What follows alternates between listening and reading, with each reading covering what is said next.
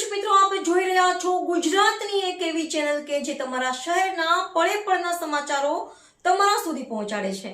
સ્વાગત છે આપનું A1 અભિક્રાઇમ ન્યૂઝમાં. હું છું એન્કર અર્પિતા પટેલ.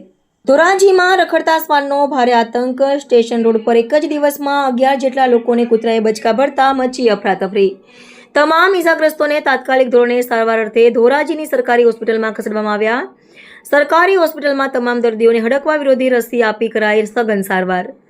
હોસ્પિટલમાં રસીનો પૂરતો જથ્થો ઉપલબ્ધ હોવાની તબીબની ખાતરી. લોકોને કૂતરું કરડે ત્યારે ઘા પર ચટણી કે અન્ય વસ્તુ ન લગાવવા અને ઘાને 10 મિનિટ સુધી વહેતા પાણીમાં ધોવાની આપી ખાસ સલાહ.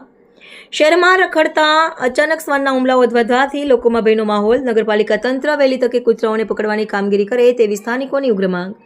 રિપોર્ટર ફિરોજ જુનેજા, ધોરાજી. જી, હું doctor Raj Bera, medical officer, government hospital Dhoraji.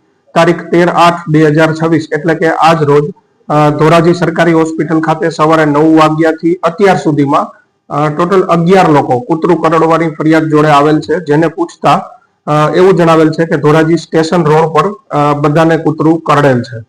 જેમને ધનુરનું ઇન્જેક્શન, કૂતરું કરડવા માટે જે આપવામાં આવતું હોય એ ઇન્જેક્શન, ઉપરાંતમાં જે હડકવા માટે જે રસી મુકાતી હોય છે એ ઇન્જેક્શન, એ બધી વેક્સિન અહીં આપેલી છે. સાહેબ, આપણી પાસે જે હડકવાની વેક્સિન છે અવેલેબલ છે? હા, જે હડકાયું કૂતરું કરડેલ હોય ત્યારે જે હડકવા માટેની રસી અપાતી હોય છે એ વેક્સિન આપણી પાસે અવેલેબલ છે અને પૂરતી મર્યાદામાં પૂરતો જથ્થો છે અવેલેબલ. હડકવા જે કૂતરો કર્યા પછી લોકોને સાવચેત શું રહેવું પડે, શું કીધું? સૌ પ્રથમ તો જયારે બી કૂતરું કરડેલ હોય ત્યારે નજીકની સરકારી હોસ્પિટલ ખાતે કૂતરું કરડવાની જે વેક્સિન હોય છે એ મુકાવવી જોઈએ.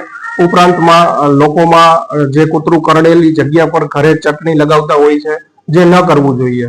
જે જગ્યાએ કૂતરું કરડેલ છે એ ઘાવને ખુલ્લું રાખવું જોઈએ. 10 મિનિટ રનિંગ વોટર મતલબ નળની નીચે રાખવાથી કૂતરાની લાળો નીકળી જતી હોય છે અને ચટણી, મલમ કે કોઈ વસ્તુ લગાડવાની જરૂર હોતી નથી. અને સૌ પ્રથમ નજીકની સરકારી હોસ્પિટલ ખાતે રસી મુકાવી ખૂબ આવશ્યક છે.